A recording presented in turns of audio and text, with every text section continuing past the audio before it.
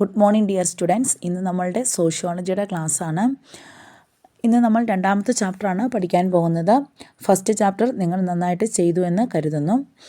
ഇനി രണ്ടാമത്തെ chapter emergency and development of sociology, സാമൂഹ്യശാസ്ത്രത്തിൻ്റെ ഉത്ഭവവും വളർച്ചയും.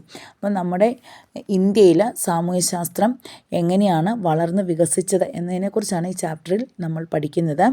അതിനു മുമ്പ് നമുക്ക് ഈ ചാപ്റ്ററുമായിട്ട് ബന്ധപ്പെട്ട് കുറച്ച് വൺ വേർഡുകൾ നോക്കേണ്ടതായിട്ടുണ്ട്. അപ്പോൾ ആദ്യം തന്നെ നമുക്ക് ഒരു 5-6 വൺ വേർഡുകളുണ്ട്, അതിലേക്ക് പോകാം. First question: after which revolution of which year is sociology supposed have emerged? അതായത് സോഷ്യോളജിയുടെ ഉത്ഭവം ഏത് വർഷം നടന്ന വിപ്ലവ ശേഷമാണെന്ന് കരുതപ്പെടുന്നു? അതായത് 1789 നടന്ന ഫ്രഞ്ച് വിപ്ലവത്തിന് ശേഷമാണ് സോഷ്യോളജി ഈ ലോകത്തിൽ തന്നെ വളർന്ന് വികസിക്കാനായിട്ട് കാരണമായതെന്ന് പറയപ്പെടുന്നു. അതായത് നിങ്ങൾ കേട്ടിട്ടുണ്ടായിരിക്കും ഫ്രഞ്ച് വിപ്ലവം. മഹത്തായൊരു വിപ്ലവമാണ് ഫ്രഞ്ച് വിപ്ലവം. നമുക്ക് സ്വാതന്ത്ര്യം, സമത്വം, സാഹോദര്യം എന്നീ ആശയങ്ങൾ ലോകത്തിന് തന്നെ പ്രദാനം ചെയ്ത ഒരു വിപ്ലവമാണ് ഫ്രഞ്ച് വിപ്ലവം. ഈ ഫ്രഞ്ച് വിപ്ലവത്തിന് ശേഷമാണ് സോഷ്യോളജി എന്ന പഠന വിഷയം ഈ ലോകത്തിലേക്ക് ഇൻട്രൊഡ്യൂസ് ചെയ്യുന്നത്. ഇനി നമുക്ക് രണ്ടാമത്തെ ക്വസ്റ്റ്യൻ നോക്കാം. Who wrote the book title ancient law? പുരാതന നിയമം എന്ന പുസ്തകം രചിച്ചത് ആരാണ്? അതായത് ഹെൻറി ലയനാണ് ഈ പുരാതന പുസ്തകം രചിച്ചത്, പുരാതന നിയമം എന്ന പുസ്തകം രചിച്ചത്. ആൻഷ്യൻ്റ് ലോ എന്ന പുസ്തകം രചിച്ചത് ആരാണ്? ഹെൻറി ലയൻ.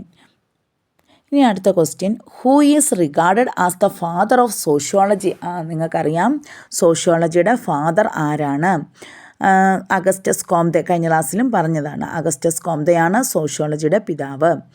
പിന്നെ who wrote the book principles of sociology? സോഷ്യോളജിയുടെ അടിസ്ഥാന തത്വങ്ങൾ എന്ന പുസ്തകം രചിച്ചത് ആരാണ്? ഹെർബർട്ട് സ്പെൻസറാണ്. സോഷ്യോളജിയുടെ അടിസ്ഥാന തത്വങ്ങൾ എന്ന പുസ്തകം രചിച്ചത് ആരാണ്? ഹെർബർട്ട് സ്പെൻസറാണ്. When was the department of anthropology established in Calcutta? Anthropology ഡിപ്പാർട്ട്മെൻറ്റിൻ്റെ കൽക്കട്ടയിൽ സ്ഥാപിതമായത് എന്നാണ്? ആന്ത്രോപോളജി എന്ന് പറഞ്ഞ ഡിപ്പാർട്ട്മെൻറ്റ് കൽക്കട്ടയിൽ സ്ഥാപിച്ചത് എന്നാണെന്ന്? 1921. Who gave the concept of dominant caste? അതായത് ഡൊമിനൻ്റ് കാസ്റ്റ് എന്ന് വെച്ചാൽ മേധാവിത്വ വർഗം, സമൂഹത്തിലെ ഉന്നത വർഗ്ഗക്കാർ. നമ്മുടെ ഇന്ത്യയിൽ മാത്രം കാണപ്പെടുന്ന ഒരു സമ്പ്രദായമാണ് ഈ ജാതി വ്യവസ്ഥ എന്ന് പറയുന്നത്. അതായത് 4 ജാതികളുണ്ട്, അതിനെക്കുറിച്ചൊക്കെ നിങ്ങൾക്കറിയാം. അപ്പോൾ അതിനകത്ത് ഏറ്റവും ഉയർന്ന ജാതിയാണ് ഡൊമിനൻ്റ് കാസ്റ്റ് എന്ന് പറയുന്നത്. ഏറ്റവും ഉയർന്ന ബ്രാഹ്മണേഴ്സ് ഒക്കെയാണ്. ബ്രാഹ്മണർ, ക്ഷത്രിയർ, ശൂദ്രർ, വൈദ്യർ. ബ്രാഹ്മണർ, ക്ഷത്രിയർ, വൈശ്യർ, ശൂദ്രർ, ഇങ്ങനെയാണ് 4 കാസ്റ്റ് പറയപ്പെടുന്നത്. അതിനകത്ത് ഡൊമിനൻ്റ് കാസ്റ്റ് ബ്രാഹ്മണരാണ്. ഇവരെക്കുറിച്ച് ഒക്കെയാണെങ്കിൽ പഠനം നടത്തിയ ആളാണ് MN ശ്രീനിവാസ്. അപ്പം ഡൊമിനൻ്റ് കാസ്റ്റിനെ കുറിച്ച് പഠനം നടത്തിയത് ആരാണ്? അല്ലെ അങ്ങനെ ഒരു സങ്കല്പം കൊണ്ടുവന്നത് ആരാണ്? ഇനി നമ്മൾ നോക്കുന്നത് discuss the development of sociology, അതായത് സോഷ്യോളജിയുടെ വളർച്ചയെക്കുറിച്ച് വിവരിക്കുക. സോഷ്യോളജിയുടെ വളർച്ച എന്ന് പറയുമ്പോൾ നമുക്കറിയാം പാശ്ചാത്യ ലോകത്തു നിന്നാണ് ഈ സോഷ്യോളജി എന്ന് പറയുന്ന വിഷയം വന്നിരിക്കുന്നത്. അപ്പം പാശ്ചാത്യ തത്വചിന്തയും ശാസ്ത്രീയ പാരമ്പര്യവുമായുള്ള ഇടപെടലിലൂടെയാണ് ഇന്ത്യയിൽ സാമൂഹ്യശാസ്ത്രം വളർന്നു വന്നത്. അപ്പം പാശ്ചാത്യർ ഇന്ത്യയിൽ വന്നതോടുകൂടിയാണ് നമ്മുടെ ഇന്ത്യയിലാണെങ്കിൽ ഈ സാമൂഹ്യശാസ്ത്രം വളർന്ന് വികസിക്കാൻ കാരണമായത്. അതായത് ബ്രിട്ടീഷുകാരിവിടെ വന്ന് കോളനികൾ സ്ഥാപിക്കുകയും നമ്മുടെ കോളനികളിൽ നടന്ന പ്രക്ഷോഭങ്ങളും കലാപങ്ങളും ഒക്കെ ഇവരുടെ വിഷയങ്ങളാകുകയും ഇവരതിനെക്കുറിച്ച് പഠിക്കുകയും ഒക്കെ ചെയ്ത അതിൻ്റെ പരിണിത ഫലമായിട്ടാണ് നമ്മുടെ സോഷ്യോളജി എന്ന വിഷയം വളർന്ന് വികസിച്ചത്. ഇന്ത്യയിൽ സാമൂഹ്യശാസ്ത്ര പഠനം ആദ്യമായി ആരംഭിക്കുന്നത് 1919 ബോംബെ സർവകലാശാലയിലാണ്. അപ്പോൾ ഇന്ത്യയിൽ ആദ്യമായിട്ട് സോഷ്യോളജി എന്ന വിഷയം തുടങ്ങുന്നത് 1919 അത് ബോംബെ സർവകലാശാലയിലാണ്. എന്നാൽ ഇതൊരു പ്രത്യേക വിജ്ഞാന ശാഖയായിട്ട് വളർന്ന് വികസിച്ച് വരുന്നത് 1930 ഇന്ന് ഇന്ത്യയിലെ പല സർവകലാശാലകളും സാമൂഹ്യശാസ്ത്രം പഠന വിഷയമാക്കി മാറ്റിയിട്ടുണ്ട്. വിദ്യാർത്ഥികൾക്കിടയിലും ഇതിന് വളരെയധികം പ്രാധാന്യം ലഭിച്ചിട്ടുണ്ട്. 1919 ഒന്നാമത്തെ സാമൂഹ്യ സർവകലാശാല ആരംഭിക്കുന്നതെന്ന് പറഞ്ഞു നമ്മൾ. അപ്പോൾ അതിൻ്റെ സാമൂഹ്യശാസ്ത്ര ഡിപ്പാർട്ട്മെൻറ്റിൻ്റെ ഒന്നാമത്തെ തലവനായിട്ട് നമ്മൾ അറിയപ്പെടുന്നത് പാട്രിക് ഹെഡ്ഡ്സ് ആണ്. പാട്രിക് ഹെഡ്ഡ്സ് ആണ്. അപ്പോൾ അദ്ദേഹത്തോടൊപ്പം വേറൊരു സാമൂഹ്യ ശാസ്ത്രജ്ഞനായ GS ഗുരയും കൂടി ചേർന്ന് പ്രവർത്തിക്കുകയുണ്ടായി. അപ്പം നമ്മുടെ ഒന്നാമത്തെ സാമൂഹ്യശാസ്ത്ര ഡിപ്പാർട്ട്മെൻറ്റിൻ്റെ തലവനാണ് പാട്രിക് ഹെഡ്ഡ്സ്. അദ്ദേഹത്തോടൊപ്പം GS ഗുരയും കൂടി ചേർന്ന് പ്രവർത്തിച്ച് നമ്മുടെ സാമൂഹ്യ ശാസ്ത്രത്തെ ഒരു നല്ലൊരു വികസിത ശാസ്ത്രശാഖയാക്കി മാറ്റിയിട്ടുണ്ട്. ഇനി അടുത്ത രണ്ടാമത്തെ ക്വസ്റ്റ്യൻ, വാട്ട് ഈസ് പോസിറ്റിവിസം? അതായത് വാസ്തവിക സിദ്ധാന്തം എന്താണെന്ന്. ഇത് പരീക്ഷകൾക്കൊക്കെ ചോദിച്ചിട്ടുണ്ട്. 2 മാർക്കിന് ചോദിച്ച് കാണുന്ന ഒരു ക്വസ്റ്റ്യനാണ് വാട്ട് ഈസ് പോസിറ്റിവിസം. അപ്പോൾ നമുക്കറിയാം സോഷ്യോളജി എന്ന് പറയുന്നത് ഒരു ശാസ്ത്രമാണ്, സാമൂഹ്യ ശാസ്ത്രം അല്ലേ, അതൊരു ശാസ്ത്ര വിഷയമാണ്. അതുകൊണ്ട് തന്നെയാണ് ശാസ്ത്ര വിഷയമായതുകൊണ്ട് തന്നെ ഇതിന് തെളിവുകൾ ആവശ്യമാണ്. അതുപോലെ തന്നെ ഇതിനകത്ത് കാര്യങ്ങളൊക്കെ ആണെങ്കിൽ സത്യസന്ധമായിരിക്കണം, യുക്തിസഹമായിരിക്കണം, വിശ്വസനീയമായിരിക്കണം. അങ്ങനെയുള്ള കാര്യങ്ങളൊക്കെ വരുന്നത് കൊണ്ട് നമുക്ക് ഇത് സത്യസന്ധമായിട്ട് മാത്രമേ ഇതിലേക്ക് സമീപിക്കാൻ പറ്റുകയുള്ളൂ, ഈ സാമൂഹ്യ ശാസ്ത്രത്തിലേക്ക്. അതുകൊണ്ട് സയൻസ് പോലെ തന്നെ ഇതും ഒരു ശുദ്ധശാസ്ത്രമാണെന്നൊക്കെ നമുക്ക് പറയാൻ പറ്റും. അപ്പം നോക്കാം എന്താണ് വാസ്തവിക സിദ്ധാന്തം എന്ന്. ഒരു ശാസ്ത്രത്തിൻ്റെ അടയാളമാണ് തെളിയിക്കൽ. എല്ലാ അർത്ഥവത്തായ പ്രസ്താവനകളും യുക്തിപരമായ തെളിവുകൾക്ക് വിധേയമായിരിക്കണം. അപ്പോൾ എല്ലാം നല്ല സത്യസന്ധമായിട്ട് മാത്രമേ ഇവിടെ സാമൂഹ്യശാസ്ത്രത്തിൽ വിഷയങ്ങൾ കൈകാര്യം ചെയ്യാനായിട്ട് പറ്റുകയുള്ളൂ. സാമൂഹ്യശാസ്ത്രങ്ങൾ യുക്തിപരമായ തെളിവുകൾക്ക് വിധേയമായതുകൊണ്ട് അവയും പ്രകൃതിശാസ്ത്രങ്ങളും തമ്മിൽ കാര്യമായ വ്യത്യാസമില്ല. അതായത് സയൻസ് വിഷയവും ബയോളജി, കെമിസ്ട്രി, ഫിസിക്സ് ഇതൊക്കെയാണ് സയൻസ് വിഷയത്തിൽ. ഇതിനകത്തൊക്കെ തെളിവുകൾ ആവശ്യമാണ്, സത്യസന്ധമായിട്ടാണ്, കൃത്യതയുണ്ടായിരിക്കും കാര്യങ്ങൾക്ക്. അതുപോലെ തന്നെയാണ് നമ്മുടെ സാമൂഹ്യശാസ്ത്രത്തിലും വിഷയങ്ങൾ പരിഗണിക്കുമ്പോൾ സത്യസന്ധമായിട്ടും തെളിവുകളുടെ അടിസ്ഥാനത്തിലും വളരെയധികം യുക്തിപൂർവവുമാണ് കാര്യങ്ങൾ കൈകാര്യം ചെയ്യുന്നത്. ഇതിനെയാണ് നമ്മൾ പോസിറ്റിവിസം എന്ന് പറയുന്നത്. ഇനി നമ്മൾ നോക്കുന്നത് നമ്മുടെ സോഷ്യോളജിയുടെ പിതാവായ അഗസ്റ്റസ് കോംതെ നമുക്ക് സോഷ്യോളജിക്ക് 3 തിയറികൾ സംഭാവന ചെയ്തിട്ടുണ്ട്. അപ്പോൾ തിയറീസ് ഓഫ് അഗസ്റ്റസ് കോംതെയുടെ തിയറികൾ എന്തെല്ലാമാണ്? അപ്പോൾ അഗസ്റ്റസ് കോംതെ പറയുന്നത് മനുഷ്യ പുരോഗതി 3 ഘട്ടങ്ങളിലൂടെയാണ് കടന്നു പോകുന്നത്. അപ്പോൾ ഈ 3 ഘട്ടങ്ങൾ അതെന്തൊക്കെയാണെന്ന് നമുക്ക് നോക്കാം. ഫസ്റ്റ് വൺ ദൈവശാസ്ത്രപരമായ ഘട്ടം, സെക്കൻഡ് അതിഭൗതിക ഘട്ടം, തേർഡ് വാസ്തവിക ഘട്ടം. അതായത് ദൈവശാസ്ത്രപരമായ ഘട്ടം തിയോളജിക്കൽ സ്റ്റേജ്, അതിഭൗതിക ഘട്ടം മെറ്റാഫിസിക്കൽ സ്റ്റേജ്, വാസ്തവിക ഘട്ടം പോസിറ്റീവ് സ്റ്റേജ്. അപ്പോൾ ദൈവശാസ്ത്രപരമായ ഘട്ടം എന്ന് പറയുമ്പോൾ തന്നെ ആദ്യ കാലഘട്ടത്തിൽ മനുഷ്യരാണേൽ അമാനുഷിക ശക്തികളിലെല്ലാം വിശ്വാസം കണ്ടെത്തിയിരുന്നു. അവർ അമാനുഷിക ശക്തികളെയൊക്കെ ദൈവമായിട്ട് കരുതി ആരാധിച്ചിരുന്നു. അതായത് കാറ്റ്, മഴയ്, സൂര്യൻ, പ്രേതഭൂത ആരാധനകൾ ഇതെല്ലാം ആദിമകാല മനുഷ്യർ നടത്തിയിരുന്നു. അതാണ് ഫസ്റ്റ് വൺ ദൈവശാസ്ത്രപരമായ ഘട്ടം എന്നതുകൊണ്ട് അർത്ഥമാക്കുന്നത്. അതായത് ഈ ഘട്ടത്തിൽ എല്ലാ സംഭവങ്ങളുടെയും പ്രതിഭാസങ്ങളുടെയും ആദ്യത്തേതും അവസാനത്തേതും ആയ കാരണം അമാനുഷിക ശക്തികളുടെ പ്രവർത്തനങ്ങളാണെന്ന് മനുഷ്യൻ സങ്കല്പിച്ചിരുന്നു. ഈ ഘട്ടത്തിൽ പ്രേതാരാധന, ബഹുദൈവ വിശ്വാസം, ഏകദൈവ വിശ്വാസം എന്നിവ മനുഷ്യ സമൂഹത്തിൽ ഉടലെടുത്തു തുടങ്ങി. അപ്പം പ്രേതാരാധനയും ബഹുദൈവ വിശ്വാസവും കാറ്റ്, മഴ, സൂര്യൻ ഇതിനെയെല്ലാം ആരാധിക്കുന്ന ഒരു സമ്പ്രദായവും ഒക്കെയാണ് ആദ്യ കാലഘട്ടങ്ങളിൽ ഉടലെടുത്തിരുന്നു. ഇനി രണ്ടാമത്തെ സ്റ്റേജാണ് അതിഭൗതിക ഘട്ടം. ദൈവശാസ്ത്ര ഘട്ടത്തിൻ്റെ തുടർച്ചയാണിത്. അതായത് നമ്മൾ ആദ്യം പറഞ്ഞ ദൈവശാസ്ത്ര ഘട്ടത്തിൻ്റെ തുടർച്ചയാണ് അതിഭൗതിക ഘട്ടം എന്ന് പറയുന്നത്. അമാനുഷിക ശക്തിയിലുള്ള വിശ്വാസമാണ് ആദ്യത്തെ ദൈവശാസ്ത്ര ഘട്ടം. അതിൻ്റെ തുടർച്ചയാണ് അതിഭൗതിക ഘട്ടം. ഈ ഭൂമിയിൽ സംഭവിക്കുന്നതെല്ലാം നിശ്ചയിക്കുന്നത് ഒരു കേവല ശക്തിയാണെന്ന വിശ്വാസം നിലവിൽ വരുന്നത്. അപ്പോൾ ഈ കാലഘട്ടം അതിഭൗതിക കാലഘട്ടം എന്ന് പറയുമ്പോഴത്തേന് കുറച്ചും കൂടെ ഡെവലപ്പ്ഡാണ്. കാരണം എന്താണ്, ഈ ഭൂമിയിൽ എന്ത് സംഭവിക്കുന്നു അതൊക്കെ ഏതോ ഒരു ശക്തിയുടെ ഫലമായിട്ടാണ് ഏതോ ആ ശക്തിയെ നമ്മൾ ദൈവമെന്ന് വിളിക്കുന്നു. അങ്ങനെ ഏതോ ഒരു കേവല ശക്തിയാണ് ഈ ഭൂമിയെ നയിക്കുന്നത് എന്ന വിശ്വാസമാണ് അതിഭൗതിക ഘട്ടം. മൂന്നാമത്തെ ഘട്ടം വാസ്തവിക ഘട്ടമാണ്. അപ്പം വാസ്തവിക ഘട്ടത്തെ നമ്മൾ ശാസ്ത്രീയ ഘട്ടം എന്നും കൂടി വിളിക്കുന്നുണ്ട്. അപ്പോൾ വാസ്തവിക ഘട്ടത്തെ നമ്മൾ ശാസ്ത്രീയ ഘട്ടം എന്ന് വിളിക്കുന്നുണ്ട്. അപ്പോൾ ശാസ്ത്രീയ ഘട്ടത്തിൻ്റെ പ്രത്യേകത എന്ന് പറയുമ്പോഴത്തേന് അവിടെ അനുഭവങ്ങളുടെയും നിരീക്ഷണങ്ങളുടെയും ഒക്കെ അടിസ്ഥാനത്തിലാണ് അറിവുകൾ ആർജിച്ചെടുക്കുന്നത്. അത് ചുമ്മാതെ ഊഹാപോഹങ്ങളൊന്നും അല്ല അവിടെയാണെങ്കിൽ കാര്യങ്ങൾ നയിക്കുന്നത്. അവിടെ നമ്മൾ എന്താണോ എന്തിൽ വിശ്വസിക്കണം എന്നതിന് നമ്മൾ തെളിവുകൾ വേണം. തെളിവുണ്ടെങ്കിൽ മാത്രമേ നമ്മളതിൽ വിശ്വസിക്കുകയുള്ളൂ. അതിനെയാണ് നമ്മൾ വാസ്തവിക ഘട്ടം എന്ന് പറയുന്നത്. അപ്പോൾ ആണെങ്കിൽ ആ വാസ്തവിക ഘട്ടത്തെ ശാസ്ത്രീയ ഘട്ടം എന്നും വിളിക്കാറുണ്ട്.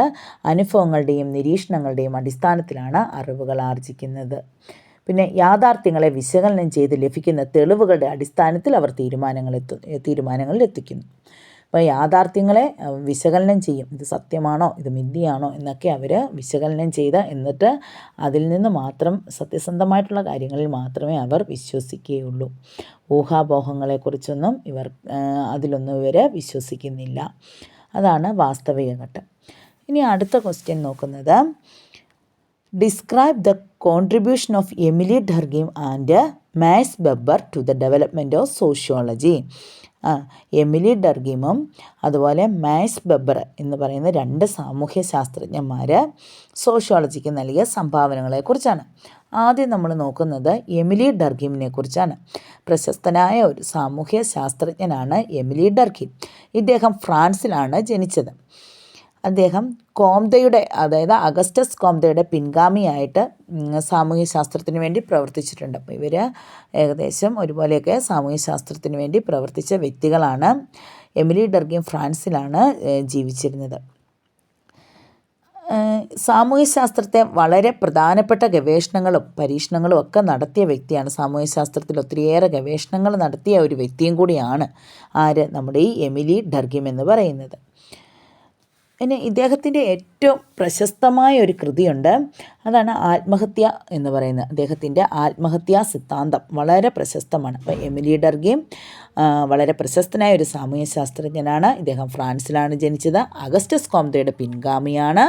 അതോടൊപ്പം തന്നെയാണ് ഇദ്ദേഹത്തിൻ്റെ ഏറ്റവും പ്രശസ്തമായ ഒരു കൃതിയാണ് ഒരു സിദ്ധാന്തമാണ് ആത്മഹത്യാ സിദ്ധാന്തം. അപ്പോൾ സമൂഹത്തിൽ ആത്മഹത്യ എന്നത് ഒരു വ്യക്തിയിൽ മാത്രം അധിഷ്ഠിതമായ ഒന്നല്ല, എന്നാൽ ഇത് ഒരു സാമൂഹ്യ വിപത്താണെന്നാണ് എമിലി വിശ്വസിച്ചിരുന്നത്. അപ്പോൾ എമിലി ഡർഗീം പറയുന്നത് സമൂഹത്തിൽ ആത്മഹത്യ നടക്കുന്നത് അതൊരു വ്യക്തിയുടെ മാത്രം പ്രശ്നമായിട്ടല്ല, അതൊരു സാമൂഹ്യ വിപത്താണെന്നാണ് ഇദ്ദേഹം വിശ്വസിക്കുന്നത്. ഒരു സമൂഹത്തിൻ്റെ ഒരു ആപത്ത് കൂടിയാണ് ഈ ആത്മഹത്യ എന്ന് പറയുന്നത്. അതുപോലെ തന്നെ ആത്മഹത്യ സംഭവിക്കുന്ന സമൂഹത്തിലെ അവസ്ഥകളും സവിശേഷതകളും സമ്മർദ്ദങ്ങളും പരിമിതികളുമായി ബന്ധപ്പെട്ടിരിക്കുന്നു. പോസിറ്റീവ് അല്ലെങ്കിൽ നെഗറ്റീവായി ഒരു വ്യക്തി ചെയ്യുന്ന പ്രവൃത്തിക്ക് പ്രത്യക്ഷമായോ പരോക്ഷമായോ മരണം ഫലപ്രാപ്തമാകുന്ന അവസ്ഥയാണ് ആത്മഹത്യ എന്ന് പറയുന്നത്. ആത്മഹത്യ എന്ന് പറഞ്ഞാൽ എമിലി ഡർഗീമിൻ്റെ അഭിപ്രായത്തിൽ പോസിറ്റീവ് അല്ലെങ്കിൽ നെഗറ്റീവായി ഒരു വ്യക്തി ചെയ്യുന്ന പ്രവൃത്തിക്ക് പ്രത്യക്ഷമായോ പരോക്ഷമായോ മരണം ഫലപ്രാപ്തമാകുന്ന അവസ്ഥയാണ് ആത്മഹത്യ. ക്ലിയറായോ? നിങ്ങൾക്ക് മനസ്സിലായോ കുഞ്ഞുങ്ങളെ? എന്താണ് ആത്മഹത്യ എന്ന് പറഞ്ഞാൽ? അതായത് ഒരു വ്യക്തി ചെയ്യുന്ന പ്രവൃത്തിക്ക് അതിൻ്റെ അനന്തരഫലമായിട്ട് ആ വ്യക്തിക്ക് കിട്ടുന്നതാണ് മരണം എന്ന് പറയുന്ന ഒരു അവസ്ഥ. അതായത് ഒരു വ്യക്തി സ്വയം വെടിവെച്ചോ അല്ലെ മറ്റേതെങ്കിലും രൂപത്തിലോ മരിക്കുകയാണെങ്കിൽ, അവനോ തന്നെത്താൻ സ്വയമായിട്ട് ചെയ്ത് മരിക്കുകയാണെങ്കിൽ അതിനെ നമ്മൾ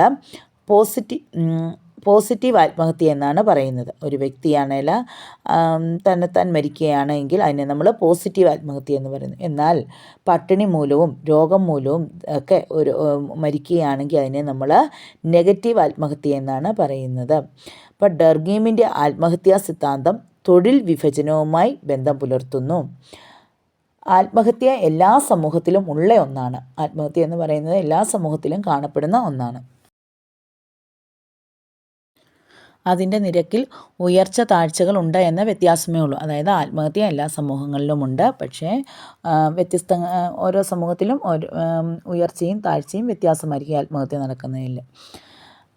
ഈ ആത്മഹത്യയാണെങ്കിൽ എമിലി ഡർഗീം 4ആയിട്ട് തരംതിരിച്ചിട്ടുണ്ട്. അപ്പോൾ അത് ഏതൊക്കെയാണെന്ന് നമുക്കിനി നോക്കാം. അഹന്താപരമായ ആത്മഹത്യ, ക്രമരഹിത ആത്മഹത്യ, പരോപകാരനിരതമായ ആത്മഹത്യ, വിധികൽപ്പിത ആത്മഹത്യ എന്നിങ്ങനെ 4ആയിട്ട് ആത്മഹത്യയെ തരംതിരിച്ചിട്ടുണ്ട്. അപ്പോൾ അഹന്താപരമായ ആത്മഹത്യ എന്താണെന്ന് നമുക്ക് നോക്കാം. ഒരു വ്യക്തിക്ക് സമൂഹവുമായി ബന്ധമില്ലാതെ വരുന്നതിൻ്റെ ഫലമായിട്ടാണ് അഹന്താപരമായ ആത്മഹത്യ സംഭവിക്കുന്നത്. അതായത് ഒരു വ്യക്തി സമൂഹത്തിൽ ഒറ്റപ്പെട്ടു പോവുകയാണ് എങ്കിൽ അവന് സംസാരിക്കാനോ പറയാനോ ഒന്നും ആരുമില്ല, അവൻ്റെ വിഷമങ്ങളൊക്കെ തുറന്നു പറയാൻ ആരുമില്ലാതെ വരുമ്പോഴാണേൽ ആ വ്യക്തി ഒറ്റപ്പെടുകയും അങ്ങനെ അവരാണേൽ അവരുടെ ഉള്ളിൽ ആത്മഹത്യ ചെയ്യാം എന്ന ഒരു ബോധം ഉണ്ടാകുകയും ചെയ്യുന്നു. ഇതിനെയാണ് അഹന്താപരമായ ആത്മഹത്യ എന്ന് പറയുന്നത്. അതിന് ഉദാഹരണം പറയുകയാണെങ്കിൽ അവിവാഹിതരും വിധവകളും പിന്നെ വിവാഹബന്ധങ്ങൾ വേർപെട്ടവരുമൊക്കെയാണ് ഇത്തരം മാനസിക സംഘർഷങ്ങളൊക്കെ അനുഭവിക്കുന്നവരാണ് ഈ അഹന്താപരമായ ആത്മഹത്യക്കകത്ത് പെടുന്നത്. ഇനി അടുത്തത് ക്രമരഹിത ആത്മഹത്യ. അതായത് ക്രമരഹിത ആത്മഹത്യ എന്ന് പറഞ്ഞ് സമൂഹത്തിലുള്ള ഒരു വ്യക്തിയുടെ തുലനാവസ്ഥ നഷ്ടപ്പെടുന്ന പ്രതിസന്ധികളോ ദൗർഭാഗ്യങ്ങളോ ഉണ്ടാകുമ്പോൾ ക്രമരഹിത ആത്മഹത്യ സംഭവിക്കുന്നു. അതായത് സമൂഹത്തിലെ ഒരു വ്യക്തിക്ക് വലിയ തോതിലുള്ള കടബാധ്യത വന്നു കയറുമ്പോൾ അല്ലെങ്കിൽ ഭയാനകമായ രോഗങ്ങൾ പിടിപെടുമ്പോൾ ഒക്കെയാണെങ്കിൽ ആ വ്യക്തിയിലുള്ള സന്തുലിതാവസ്ഥ നഷ്ടപ്പെടുകയും ഒത്തിരിയേറെ പ്രതിസന്ധികളും ദൗർഭാഗ്യങ്ങളും ഒക്കെയാണെങ്കിൽ വന്നു ചേരുകയൊക്കെ ചെയ്യുമ്പോൾ ആ വ്യക്തി ചിന്തിക്കുന്നു ആത്മഹത്യയെക്കുറിച്ച്. അങ്ങനെയാണ് ക്രമരഹിത ആത്മഹത്യ സംഭവിക്കുന്നത്. പിന്നെ പരോപകാരനിരതമായ ആത്മഹത്യ. അതായത് സമൂഹത്തിന് പൊതുവായൊരു മനസാക്ഷിയുണ്ട്, വിശ്വാസങ്ങളും വികാരങ്ങളും ഒന്നാണ്. പൊതു ലക്ഷ്യത്തിനായി പരസ്പരം ആത്മസമർപ്പണ മനോഭാവത്തോടെ ജീവിക്കുന്നു. ചില മനുഷ്യർ മറ്റു മനുഷ്യർക്ക് വേണ്ടി അല്ലെ മറ്റുള്ളവർക്ക് വേണ്ടി അല്ലെ ഒരു സമൂഹത്തിന് വേണ്ടിയൊക്കെയാണെങ്കിൽ അവർ മരണപ്പെടുന്നു. ഇതിനെയാണ് നിരതമായ ആത്മഹത്യ. ഉദാഹരണത്തിന് സൈന്യം ചെയ്യുന്നതല്ലേ, അതിർത്തികളിൽ കാവൽ നിൽക്കുകയും അവർ മറ്റുള്ളവർക്ക് വേണ്ടി വെടിവെപ്പ് ഏൽക്കുകയും മരണം അടയുകയും ചെയ്യുന്നു. അങ്ങനെ പരോപകാരനിരതമായ ആത്മഹത്യ, സമൂഹത്തിൻ്റെ പൊതു നന്മയ്ക്ക് വേണ്ടിയാണ് ഇവർ അത് ചെയ്യുന്നത്. ഇനി അടുത്തത് വിധികൽപ്പിത ആത്മഹത്യ. സമൂഹത്തിൽ അത്യധികമായ നിയന്ത്രണം ഉണ്ടാകുമ്പോൾ, സമൂഹത്തിലാണെങ്കിൽ ഭയങ്കര കർക്കശമായ നിയമങ്ങളും ഒക്കെ എല്ലാം വന്നു കഴിയുമ്പോഴത്തേക്കിന് അവർക്ക് ഭയങ്കര അച്ചടക്കവും ഒരു യാതൊരുവിധ സ്വാതന്ത്ര്യവും ഇല്ലാതൊക്കെ കഴിയേണ്ട ഒരവസ്ഥയൊക്കെ വരുമ്പോഴാണ് ഇങ്ങനെ വിധികൽപ്പിത ആത്മഹത്യയിലേക്ക് പോകുന്നത്. അപ്പോൾ സമൂഹത്തിൽ അത്യധികമായ നിയന്ത്രണം ഉണ്ടാകുമ്പോൾ ആത്മഹത്യാ പ്രവണത വർദ്ധിക്കുന്നു. അതികർക്കശമായ അച്ചടക്ക പാലനം ആത്മഹത്യാ നിരക്ക് വർദ്ധിക്കാൻ ഇടയാക്കുന്നു. ഇത് മിക്കവാറും ബാധിക്കുന്നത് വിവാഹിതരും കുട്ടികളില്ലാത്തവരുമായ സ്ത്രീകൾ, പിന്നെ ചെറുപ്പക്കാരായ ഭർത്താക്കന്മാർ എന്നിവർക്കിടയിൽ ഇത്തരം ആത്മഹത്യകൾ കാണുന്നു. അതികർക്കശമായ നിയമങ്ങളും ചട്ടങ്ങളും ഒക്കെയാണ് ഇതിലേക്ക് അവരെ നയിക്കുന്നത്. അവരുടെ പ്രത്യേക ജീവിത സാഹചര്യം വേണ്ടത്ര പരിഗണിക്കാതെ സമൂഹം അവരിൽ കർക്കശ നിയന്ത്രണങ്ങൾ ഏർപ്പെടുത്തുമ്പോഴാണ് അവരിൽ മാനസിക സംഘർഷങ്ങൾ ഉടലെടുക്കുകയും ഈ ആത്മഹത്യയ്ക്ക് അവർ ശ്രമിക്കുകയും ചെയ്യുന്നത്. അതായത് വിധികൽപ്പിത ആത്മഹത്യ എന്ന് പറയുമ്പോൾ ശരിക്കും പറഞ്ഞാൽ വിധികൽപ്പിത ആത്മഹത്യ എന്ന് പറയുമ്പോഴത്തേന് യാതൊരുവിധ സ്വാതന്ത്ര്യവും അനുഭവിക്കാതെ ജീവിക്കുന്നവരാണ് ഇങ്ങനെ വിധികൽപ്പിത ആത്മഹത്യയിലേക്ക് വഴുതി വീഴുന്നത് പറയപ്പെടുന്നത്. ഇനി നമ്മൾ നോക്കാൻ പോകുന്നത് മാക്സ് വെബറാണ്. മാക്സ് വെബർ ഒരു സാമൂഹ്യ ശാസ്ത്രജ്ഞനാണ്. അദ്ദേഹം ഒത്തിരിയേറെ സാമൂഹ്യ സിദ്ധാന്തങ്ങളൊക്കെ ആവിഷ്കരിച്ചിട്ടുണ്ട്. ഇദ്ദേഹം ഒരു ജർമ്മൻ സാമൂഹ്യ ശാസ്ത്രജ്ഞനാണ്. ഇദ്ദേഹത്തിൻ്റെ സാമൂഹ്യശാസ്ത്രത്തിലെ ഒരു പ്രധാന വിഷയം എന്ന് പറഞ്ഞു കഴിഞ്ഞാൽ സാമൂഹ്യ നടപടികളാണെന്നാണ് അദ്ദേഹം വിശ്വസിക്കുന്നത്. അപ്പോൾ മാക്സ് വെബർ പറയുന്നത് സാമൂഹ്യശാസ്ത്രത്തിൻ്റെ ഒരു പ്രധാനപ്പെട്ട വിഷയം എന്ന് പറയുന്നത് സാമൂഹ്യ നടപടികളാണ്. അപ്പോൾ സാമൂഹ്യശാസ്ത്രത്തിലെ ഏറ്റവും പ്രധാനപ്പെട്ട ഒരു വിഷയമായിട്ട് എമിലി ദർക്കിം കണ്ടിരിക്കുന്ന എന്താണ്? സാമൂഹ്യ നടപടികളെയാണ്. അപ്പോൾ ഈ സാമൂഹ്യ നടപടികളെ അദ്ദേഹം 3 കാര്യങ്ങളിലായിട്ട് പറയപ്പെടുന്നുണ്ട്. അദ്ദേഹത്തിൻ്റെ സാമൂഹ്യ നടപടികൾ എന്ന് പറയുന്ന 3 കാര്യങ്ങളാണ്. അതായത് ഒന്നാമത്തേത് നടപടി സ്ഥിതിവിശേഷം, രണ്ടാമത്തേത് മാർഗം, മൂന്നാമത്തേത് ലക്ഷ്യം. ഇതാണ് ഇദ്ദേഹത്തിൻ്റെ സാമൂഹ്യ നടപടി എന്ന് പറയുന്നത്. അപ്പം മാക്സ് വെബർ എന്ന് പറയുന്ന ആൾ സമൂഹത്തെക്കുറിച്ച് പഠിക്കുകയും അദ്ദേഹം സാമൂഹ്യ നടപടികളിൽ വിശ്വസിക്കുകയും ചെയ്ത വ്യക്തിയാണ്. അപ്പോൾ സാമൂഹ്യ നടപടികൾ 3 ഘട്ടങ്ങളിലൂടെയാണ് അദ്ദേഹം പറയപ്പെടുന്നത്. അതായത് നടപടി സ്ഥിതിവിശേഷം, മാർഗം, ലക്ഷ്യം. ഇവയെ അടിസ്ഥാനമാക്കിക്കൊണ്ട് സാമൂഹ്യ നടപടിയെ 4ആയിട്ട് തരംതിരിച്ചിട്ടുണ്ട്. അതായത് ഫസ്റ്റ് വൺ മതപരമായ നടപടി, സെക്കൻഡ് യുക്തിപൂർവമായ നടപടി, മൂന്നാമത്തത് പരമ്പരാഗത നടപടി, നാലാമത്തത് വൈകാരിക നടപടി. അതിനെക്കുറിച്ചൊന്നും നമുക്ക് ഡീറ്റെയിൽ ആയിട്ട് പഠിക്കേണ്ട, ഇത്രയൊന്നും ഓർത്ത് വെച്ചാൽ മതി. മാക്സ് വെബർ എന്ന് കേൾക്കുമ്പോഴേ മനസ്സിലേക്ക് ഓടി വരേണ്ടത് എന്താണ്? സാമൂഹ്യ നടപടികളെക്കുറിച്ചാണ്. ഇദ്ദേഹം സാമൂഹ്യ നടപടികളെക്കുറിച്ചാണ് പറഞ്ഞിരിക്കുന്നത്. അപ്പോൾ ഇദ്ദേഹത്തിൻ്റെ സാമൂഹ്യ നടപടികളെയൊക്കെ ഇദ്ദേഹം അടിസ്ഥാനമാക്കിയിട്ട് ഇദ്ദേഹത്തിൻ്റെ കാഴ്ചപ്പാടുകളെയൊക്കെ അടിസ്ഥാനമാക്കി ഇദ്ദേഹം 4ആയിട്ടാണ് അതിനെക്കുറിച്ച് പറഞ്ഞിരിക്കുന്നത്. മതപരമായ നടപടി, യുക്തിപൂർവമായ നടപടി, പരമ്പരാഗതമായ നടപടി, വൈകാരിക നടപടി. ഇനി ഇദ്ദേഹത്തിൻ്റെ പ്രധാനപ്പെട്ട കൃതികളുണ്ട്. പ്രൊട്ടസ്റ്റൻ്റ് സദാചാരവും മുതലാളിത്ത സത്തയും, രണ്ടാമത്തെ സാമൂഹ്യ നടപടി, മൂന്നാമത്തെ സാമൂഹ്യ സാമ്പത്തിക സംഘടനകളുടെ സിദ്ധാന്തം, പിന്നെ സമൂഹശാസ്ത്ര പ്രബന്ധനങ്ങൾ, നഗരം. ഇതൊക്കെയാണ് ഇദ്ദേഹത്തിൻ്റെ പ്രധാനപ്പെട്ട കൃതികൾ. ഇനി നമ്മൾ നോക്കാൻ പോകുന്നത് describe the contribution of Herbert Spencer to the development of sociology. Herbert Spencer സോഷ്യോളജിക്ക് നൽകിയ സംഭാവനകൾ എന്തെല്ലാം? സോഷ്യോളജിയുടെ 2ാമത്തെ സ്ഥാപക പിതാവായിട്ടാണ് നമ്മൾ ഹെർബർട്ട് സ്പെൻസറെ കാണുന്നത്. അപ്പോൾ ഹെർബർട്ട് സ്പെൻസർ സോഷ്യോളജിക്ക് നൽകിയിട്ടുള്ള സംഭാവനകളിനകത്ത് 1ാമത്തെ പോയിന്റ് തന്നെയാണ് സോഷ്യോളജിയുടെ 2ാമത്തെ സ്ഥാപക പിതാവ്. ആദ്യത്തേത് അഗസ്റ്റസ് കോംഡെയാണ്, 2ാമത്തേത് ആരാണ്? ഹെർബർട്ട് സ്പെൻസറാണ്.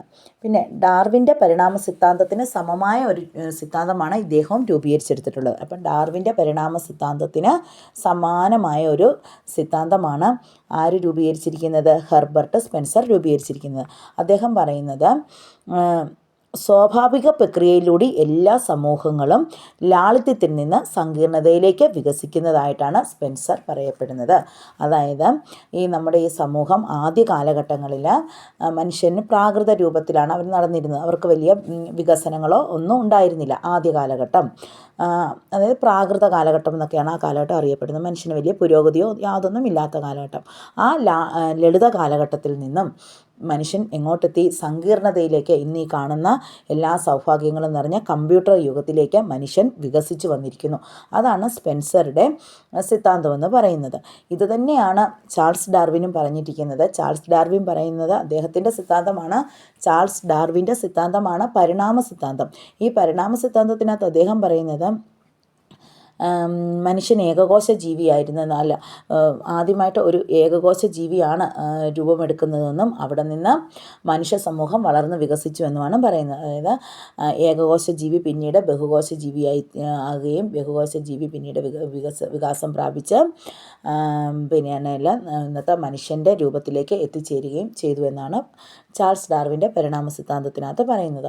ഇതുതന്നെയാണ് നമ്മുടെ ഹെർബർട്ട് സ്പെൻസർ പറയുന്നത്. ആദ്യകാലത്ത് മനുഷ്യൻ എന്ന് പറയുന്നത് ലളിതമായ സാമൂഹ്യ ജീവിതം നയിച്ചു വന്നുവെന്നും പിന്നീട് അവിടെ നിന്ന് സങ്കീർണമായ കമ്പ്യൂട്ടർ യുഗത്തിലേക്ക് മനുഷ്യൻ മാറിക്കഴിഞ്ഞിരിക്കുന്നുവെന്നും സ്പെൻസർ തെളിയിക്കുന്നു. സമൂഹത്തിൻ്റെ പരിണാമത്തെ അടിസ്ഥാനമാക്കി അദ്ദേഹം കുറച്ച് നിയമങ്ങൾ മുന്നോട്ട് വെച്ചിട്ടുണ്ട്. അപ്പോൾ ഈ ഹെർബർട്ട് സ്പെൻസർ ആണെങ്കിൽ സമൂഹത്തിൻ്റെ പരിണാമത്തെ അടിസ്ഥാനപ്പെടുത്തിക്കൊണ്ട് ചില നിയമങ്ങൾ മുന്നോട്ട് വയ്ക്കുന്നുണ്ട്.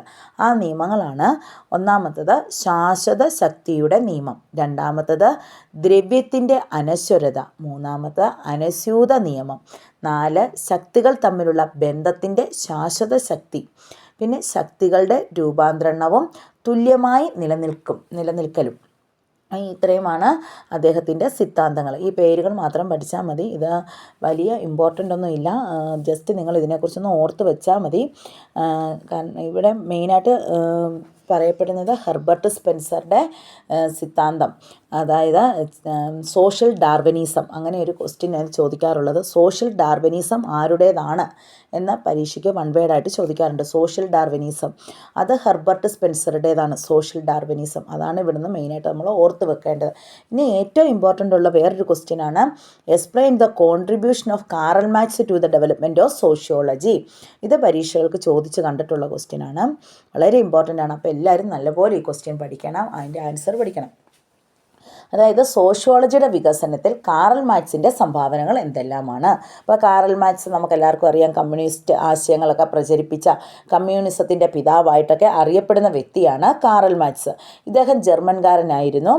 സാമൂഹ്യ പ്രവർത്തകനും തത്വചിന്തകനുമായ കാറൽ മാർക്സിൻ്റെ ചിന്തകളുടെ പരിണിത ഫലമാണ് പല രാജ്യങ്ങളിലും പിന്നീട് സംഭവിച്ച കമ്മ്യൂണിസ്റ്റ് വിപ്ലവ മുന്നേറ്റങ്ങൾ. അപ്പോൾ കമ്മ്യൂണിസ്റ്റ് ആശയങ്ങളെല്ലാം ലോകത്തിന് പ്രചരിപ്പിക്കുകയും ഒക്കെ ചെയ്ത ഒരു വ്യക്തിയാണ് കാറൽ മാർക്സ്. കമ്മ്യൂണിസത്തിൻ്റെ പിതാവ് എന്നാണ് കാറൽ മാർക്സ് അറിയപ്പെടുന്നത്. അപ്പോൾ അദ്ദേഹത്തിൻ്റെ പ്രധാനപ്പെട്ട 2 പുസ്തകങ്ങളുണ്ട്. ഇതിൻ്റെ പേര് മറന്നു പോകല്ലേ. 2 പ്രധാനപ്പെട്ട പുസ്തകങ്ങൾ നിങ്ങൾക്കറിയാവുന്നത് തന്നെയാണ്. ഒന്നാമത്തെ ദസ് ക്യാപിറ്റൽ, അതായത് മൂലധനം. രണ്ടാമത്തേത് കമ്മ്യൂണിസ്റ്റ് മാനിഫെസ്റ്റോ, അതായത് കമ്മ്യൂണിസ്റ്റ് പ്രകടന പത്രിക. പിന്നെ അദ്ദേഹത്തിൻ്റെ പ്രധാനപ്പെട്ട മറ്റ് 2 കൃതികളാണ് വിശുദ്ധ കുടുംബം, ദ ഹോളി ഫാമിലി. പിന്നെ തത്വശാസ്ത്രത്തിൻ്റെ ശക്തി, ദ പവർ ഓഫ് ഫിലോസഫി. ഇത്രയുമാണ് ഇദ്ദേഹത്തിൻ്റെ പ്രധാനപ്പെട്ട കൃതികൾ. അപ്പം കാറൽ മാർക്സ് വളരെ ഇമ്പോർട്ടൻ്റ് ആണ്. സിമ്പിളായിട്ട് പഠിക്കാവുന്നതാണ്. കാറൽ മാർക്സ് എന്ന് വെച്ചാൽ, കാറൽ മാർക്സ് എന്ന് കേൾക്കുമ്പോഴേ മനസ്സിലേക്ക് ഓടി വരണം എന്താണ്, കമ്മ്യൂണിസ്റ്റ് ആശയങ്ങൾ പ്രചരിപ്പിച്ച് ലോകത്തിന് കമ്മ്യൂണിസ്റ്റ് ആശയങ്ങൾ പ്രചരിപ്പിച്ച് നൽകിയതും കമ്മ്യൂണിസത്തിൻ്റെ പിതാവുമാണ് കാറൽ മാർക്സ്. അദ്ദേഹത്തിൻ്റെ ഏറ്റവും പ്രധാനപ്പെട്ട കൃതിയാണ് ദസ് ക്യാപിറ്റലും കമ്മ്യൂണിസ്റ്റ് മാനിഫെസ്റ്റോയും. ഇത്രയൊക്കെ ഒന്ന് ഓർത്ത് വെക്കുക. വളരെ ഇമ്പോർട്ടൻ്റ് ആണ്. ഈ ക്വസ്റ്റ്യൻ ആണെങ്കിലും നല്ലപോലെ പഠിക്കണം. അപ്പോൾ ഇന്നത്തെ ചാപ്റ്റർ നിങ്ങൾക്ക് മനസ്സിലായെന്ന് വിശ്വസിക്കുന്നു. അപ്പോൾ ഈ ചാപ്റ്ററിൻ്റെ ക്വസ്റ്റ്യൻ എല്ലാം ഗ്രൂപ്പിലിട്ടിരിക്കാം. ക്വസ്റ്റ്യനും ആൻസറും എല്ലാം ഗ്രൂപ്പിലിട്ടേക്കാം. അതൊക്കെ നോക്കി എഴുതിയെടുക്കണം. നല്ലപോലെ പഠിക്കണം. Okay, by.